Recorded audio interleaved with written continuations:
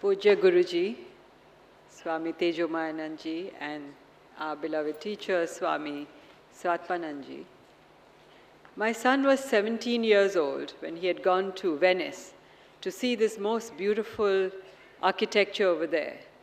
And he told his teacher, who was telling him about the culture of this great city, that, wow, you have something which I've never seen in my country. And you're so lucky to have it there. So the teacher told him that, no, you are so lucky to have a culture which is 3,500 years old. Go back home and study it. Go back home and understand what is your legacy, what is the people have written so many thousands of years ago.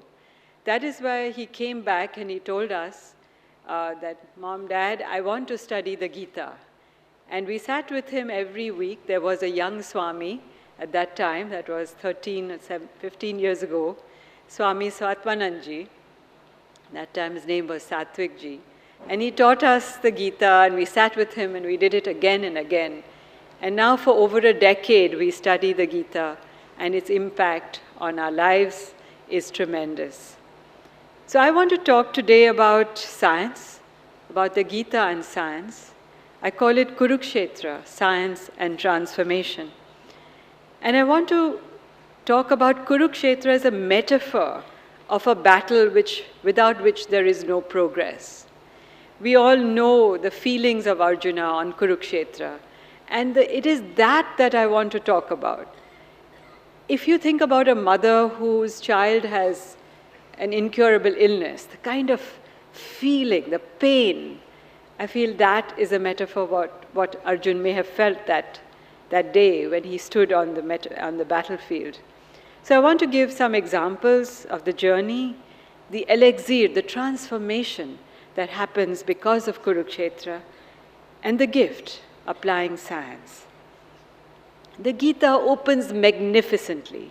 2 armies arrayed, ready for battle. In the ancestral field of Kuru, pennons flapping in the breeze, and horses pawing the ground impatiently.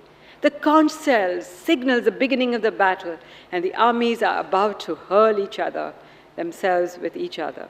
Arjuna has doubts about the bloody deeds that he is on the verge of perpetrating, the slaying of his kinsmen. He voices his doubts to the charioteer, none other than Lord Krishna himself. What does Krishna say to him? It does not become you to yield to this weakness. Arise with a brave heart and destroy the enemy. All of us feel that way. We have problems in life, depression, being down, have a downward spiral, so frightened that you leave even the bow, your instruments, on the ground. And all of us have gone through our own way of Kurukshetra. And it is Krishna who says, do not yield to this weakness. Arise with a brave heart and destroy the enemy. So if you think about leadership in action, it has these ideas. Call to adventure, crossing the threshold, the hero's journey, and elixir, the gift, and the Kurukshetra being the supreme ordeal of life. Everyone goes through it. So if you think about the call to adventure, the story of Stephen Jobs, an abandoned child, hungry and poor, he was thrown out of his own company that he built. He battled cancer, but he reinvented himself using science. Apple phones, all of us use, and Jobs was to save this rotting apple, battle on multiple fronts, and he succeeded despite adversity. We know the story that he was so hungry that he used to eat at the ISKCON temple his daily meal. This man made something so beautiful that we all can use it every day, and it has changed our lives forever. Crossing the threshold. On 11th January, 49 BC, northern Italy, Julius Caesar, the governor of Gaul, Pompey ruled Rome. And there was a river in between Caesar's army which separated Gaul from the Roman heartland. Caesar was supposed to cross the river, but he was full of doubts, just like Arjun. How shall I do it? What should happen? But he snatched a trumpet, leapt forth to the river, and with a mighty blast to sound the battle, forged ahead to the other side. He said, "Let us march on and go wherever the tokens of the gods and the provocations of our enemies call us. The die is cast." And that is calling the Rubicon. All of us, whether we are warriors or not, we have a cubic centimeter of a chance that comes in front of our eyes. The difference between the average man and the warrior is aware of this chance. And one of his tasks is to be alert, waiting, so that when this cubic centimeter pops up, he has the speed, the prowess, and to pick it up quickly. That's right, absolutely. The hero's journey. You know, President Kalam, he told me once that he came to open our research center, and he said, "Have you seen the bumblebee?" And he said that every aeronautical engineer will look at the wings of the bumblebee and say, "Hey, this bee cannot fly. It's too fat, it's too, it's compared to the wings, its body is so heavy that its wings will not let it fly." But he said, "You know what? The bumblebee flies." And that is, I think, a lesson that he was trying to tell us, those who are scientists. If you are in the scientific world, 99 times out of 100 you fail. You don't succeed. And he would tell us, look at the bumblebee, it flies.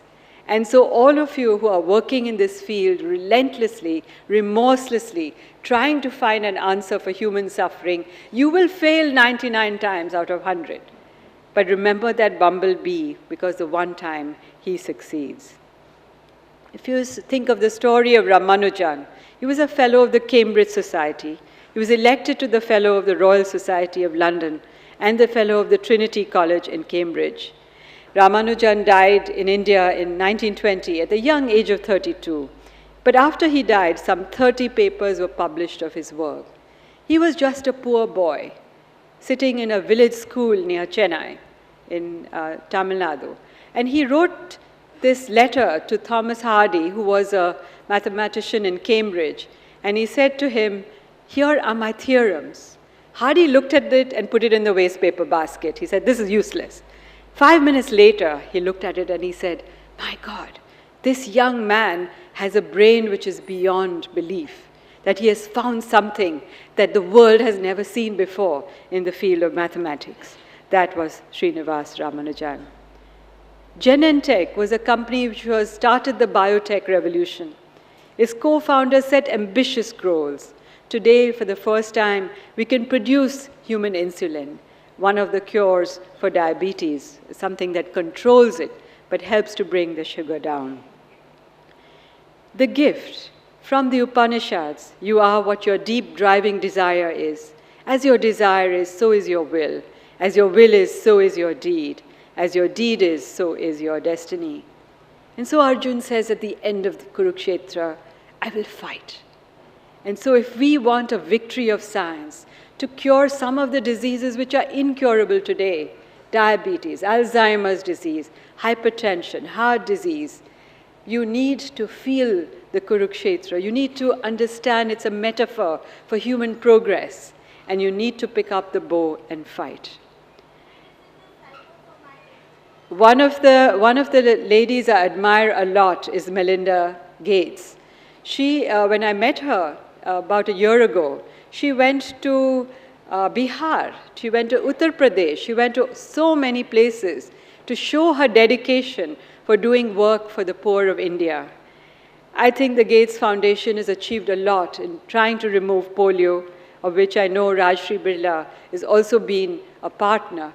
And I think doing that for India, making India polio-free, was a great achievement for human science.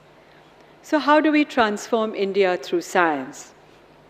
And I'd like to give some examples from our own work. We work in healthcare, education, rural livelihood, and water. Our services are something which goes to thousands of villages all over India. But what I'm most proud of is something called Doctor in a Box. It goes to a place where the tribals are there, where no doctor goes because he says it's full of terrorists, Naxalites and so on. And having this doctor in a box gets the children over there in that community in connection with a big city, and then we can tell them what to do. We have managed to drop maternal and infant mortality by 50% in these tribal villages because using doctor in a box. The other thing that I'm very happy about is having young people who have very good universities give 2 years of their life to teach children in rural villages.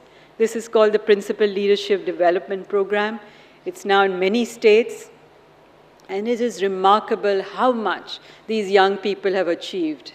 If you want optimism, if you want to learn about transformation, just hear what they have to say, how they have given their lives to transform India, to work in the poorest of villages, to work in the poorest of slums. They actually live there for some time, and they are able to achieve remarkable change. That's right. We are, in fact, great followers of Baba Amte, and in his work in leprosy is something that I really admire. We clean about 8.1 billion liters of water in a program called Sarvajal, works in every village. Now, here is the use of technology. It was made by young kids like my son and his friends who made this machine which really improved the water in places where there is arsenic, places where there's fluorosis. Whole of western, northern India is full of these contaminants which make your bones old, and it makes people really suffer.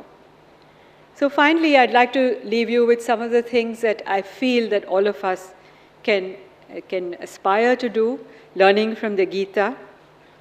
Be joyful in everything that you do. Gardens and blooming flowers bring peace and harmony. You think about Mumbai, we live in a flowerless society. And I tried to do something that was quite unique. I'd like to invite Guruji to come and visit, to grow 1 million flowers in Thane. It actually opens today. And if you visit Piramal Vaikunth, you could actually log in and go and visit it yourself. We have a little train which takes you around 1 million blooming flowers. Make the world joyful, beautiful, and healthy. I think Mother Teresa is somebody I very much admire, and her work in really teaching us compassion. Spirituality, using the values in everything you do. Kumar mentioned how he uses values in business. How can we use it everywhere, in our homes, in our workplaces, in everything that we do? Can we have the values that we learn in the Gita? The deep knowledge of spirituality and Vedas helps you live a full and joyful life. Finally, science sees and understands the universe better. Action is using that knowledge, using your knowledge of science to help healing, to help innovation in really reducing the burden of disease. I'd like to play for you a little video of what I call the science anthem. It was written by Gurudev Tagore. At the same time, he wrote our national anthem. And he wrote it for Jagdish Bose, who was a scientist, and the Bose Institute in Calcutta. He wrote this poem for him. And we found it, and Pandit Jasraj has sung it.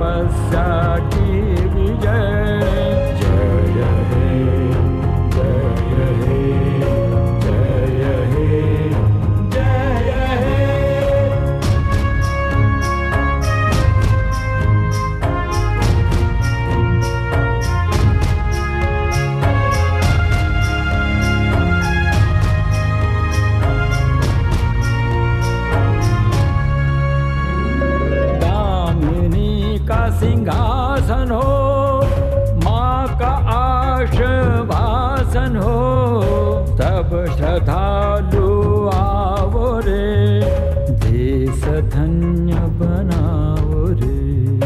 योग वालो जाग वालो, अनंत पीड़ा पाने वालो, योग वालो त्याग वालो, अनंत पीड़ा पाने वालो, आओ रे अपराजित और शक्तिशाली बंधन मुक्त रे। आओ ज्ञानी आओ कर्मी, देश के दाग मिटाओ रे। पुण्य प्राणी गौरवशाली, आओ असीम आओ महिमाशाली।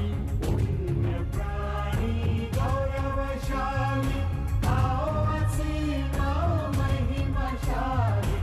आओ सूरज है चमकता, कर्म भूमि सजाओ रे। धर्म साहस कर्म सत्य, जग का मन जीत जाओ रे।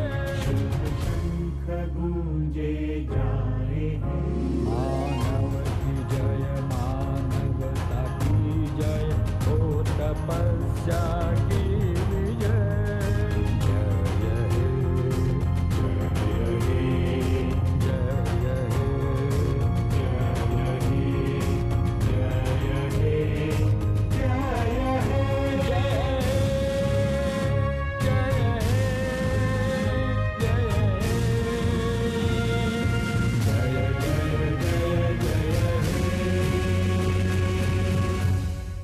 Thank you very much.